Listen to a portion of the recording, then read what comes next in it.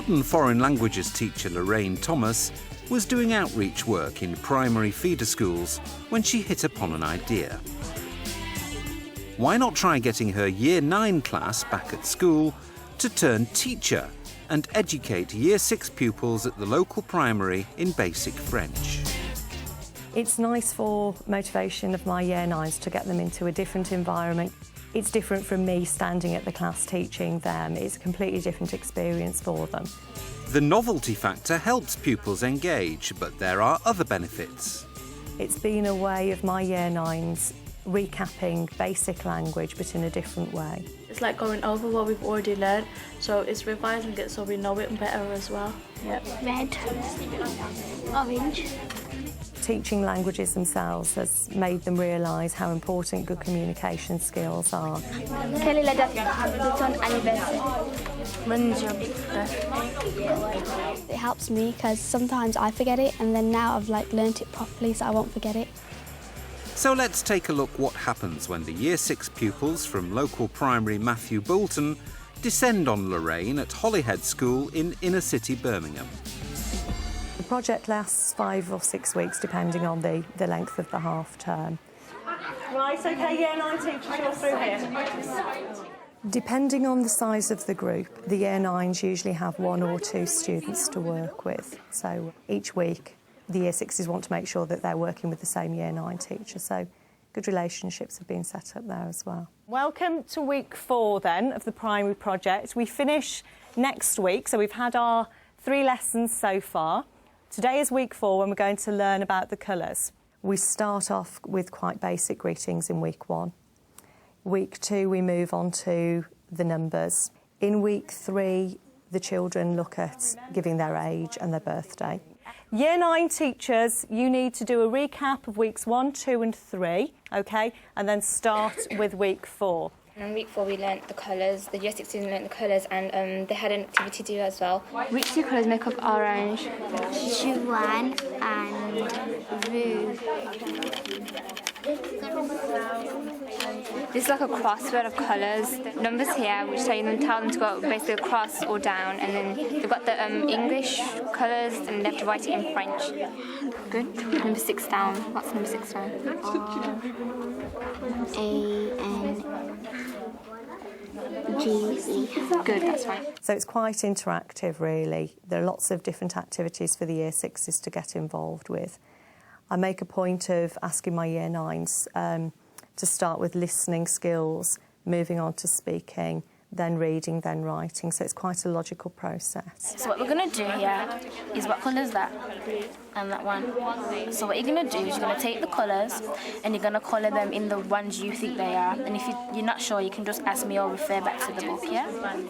Some of the Year 9s have really embraced the role and even developed their own resources. All I did was I went on the computer and wrote all the numbers in French and then the numbers in digits. So it was just like a game, so it could help them to lodge it into their long-term memory so that they could just have a bit of fun while learning at the same time. One lose. 1, 2. 1 lose. Yeah. 1 set. Pardon? 1 to 3. 1 to beat. That's all correct. It's fun, I like doing art and craft things, so I think it helped the child as well. If I feel that there's a certain group that needs extra support, then I would go and give that support. So maybe go and work with the less able child from the Year 6 and give them a little bit more support so that the Year 9 teacher can work with the more able Year 6 student. So have a think about the colours that sound quite like the English words, yeah? And maybe get all your colours out to remind you which ones you're working with. OK.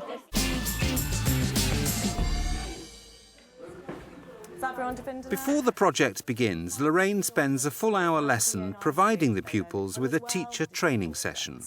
OK. This is followed up by 10 minutes each week discussing the plan for the following week's lesson. Okay. Have a look then, please, at week 5. You can see that you're going to do the dominoes game next week, OK? So you're going to teach the sports week 5. The main work to be done is with the Year 9 students, so I have to make sure that they're completely prepared for the project. So I explain to the Year 9s exactly what they're going to be doing, because they're the teachers after all. Just have a look here at the different sports that you're going to teach. So we've got le tir à l'arc, which is archery. and the picture matches when you go back a page so you can see that sport. Let's think about the start of the lesson when they arrive with us again at 1:20. What are you going to do with them first of all? Recap the previous lessons. Great. OK, so you're going to go through weeks 1, 2, 3 and 4. Yeah? We talk about, with less able pupils, repeating the work, giving lots of reinforcement, doing lots of recap, taking the work at a slower pace. What do they need to do first in terms of skills? Learn the names of each sport. What do they need to hear from you first? You say it and then they repeat it after you. Great. So they've got to listen to you, haven't they? And then repeat it. So we're going in order of listening and speaking first of all. Great. If the child is zooming ahead, then I talk to the Year 9s about how they can really push the, sort of the more able child on by memory games, testing them, making the work more difficult, closing the booklet so they've got to do it completely from memory, that kind of thing. Say your Year 6 student is doing really well, they've zoomed ahead in the past few weeks. What are you going to do, say, for the last 10 minutes? You can test them on what they've learned. Great. OK, so as an extension task, you can test them. So how have the Year 9s handled their pupils?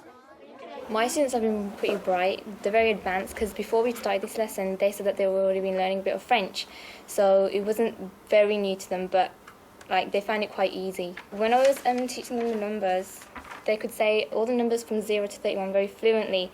So then I taught them how to say them, move on to the 40s numbers and 50s and 60s. Excellent. She didn't have much self-confidence and she was a bit like, oh, I'm not bothered, I don't want to do this. So I just try to make it as fun as possible and boost her confidence. And eventually at the end of the project, she's really come out and she's like, yeah, and she's enjoying it. I'm going to put some of the colours here that you've learned, and then I'll take one away and hide it, and then you have to look at it, and then you have to tell me in French what colour's missing. Okay, close your eyes. Open your eyes. Okay. Rose. Pink. It's been a way of my Year 9s recapping basic language but in a different way.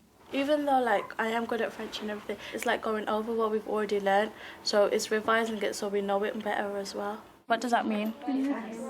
Yellow, lilac, grey, white, beige, red, orange, green, brown, pink. Right, you know what each one of them means, just get a colour, and all I want you to do is scribble the colour next to it so you can remember what they mean. There's an element of they're the oldest students and they're the teachers, so they need to really know what they're doing. They don't want to be caught out by a Year 6 student if they don't know the meaning of a certain word. Teaching languages themselves has made them realise how important good communication skills are. I think I have improved as a teacher because they were really shy and so was I. So we didn't really bond with each other, but now we've got to know each other, we've become friends and we can talk to each other. They've done it okay and they've finished all the work, so then now we're just carrying on a conversation with them. Bonjour. Salut. Ça va? Ça va, merci. Comment s'appelles-tu? Je m'appelle Simone. Quelle est la date de ton anniversaire? When's your birthday? It helps me because sometimes I forget it, and then now I've learnt it properly, so I won't forget it because I've learnt it myself and I've learnt somebody else as well. In terms of Year 9s, it's a good motivator because it's the year when they have to take their options. So as far as we're concerned, it's really positive in getting the Year 9s to take languages at GCSE. I'm going to take French GCSE because it's going to help me. I think doing stuff like this gets me more interested in it because it shows what I know. So I think doing this sort of thing has made me more interested in it. The project reinforces learning in Year 9s and develops enthusiasm in the younger pupils. Now that languages aren't compulsory at Key Stage 4, I think it's really important that in primary schools we're starting to teach French or different languages so that when at least they come to secondary school they've got some kind of head start and they're motivated to want to learn languages. And then hopefully there'll be an increase in GCSE uptake.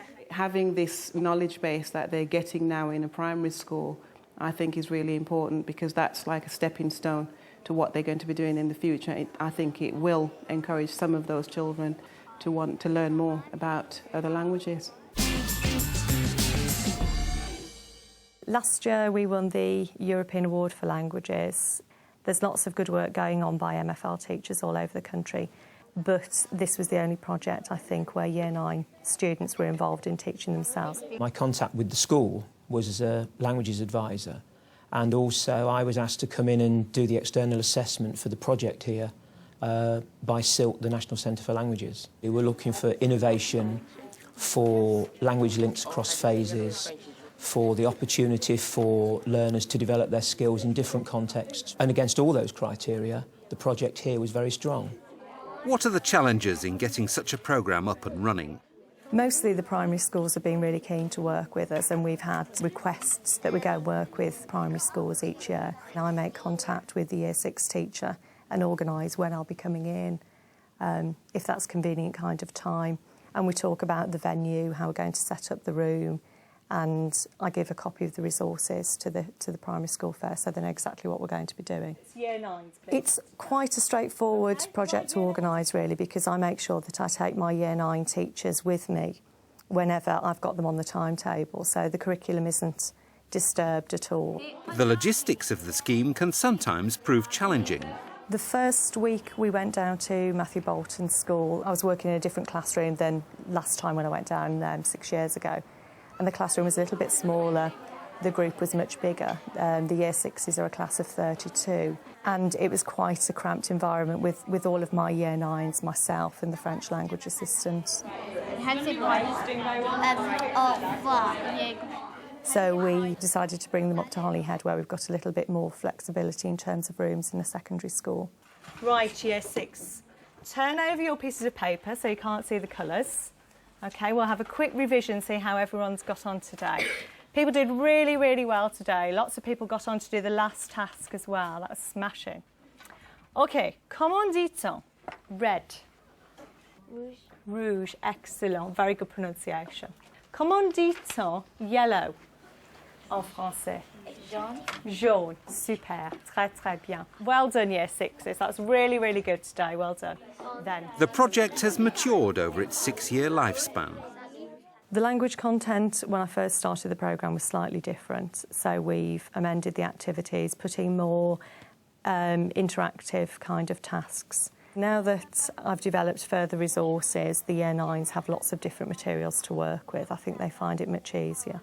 If I was going to give advice to other people doing this French project, I'd tell them to prepare more activities, more advanced activities than what they're learning already, so that the student doesn't get bored with what they're learning, because then you'll be going over the same thing again and again.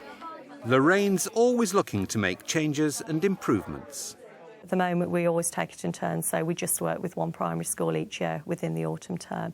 I'd like to develop that more so that we could go to all the main feeder primary schools.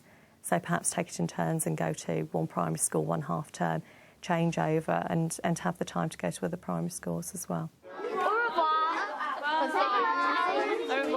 Overall, the project's worked really well as far as Holyhead's concerned, within the departments and for the Year 9 teachers.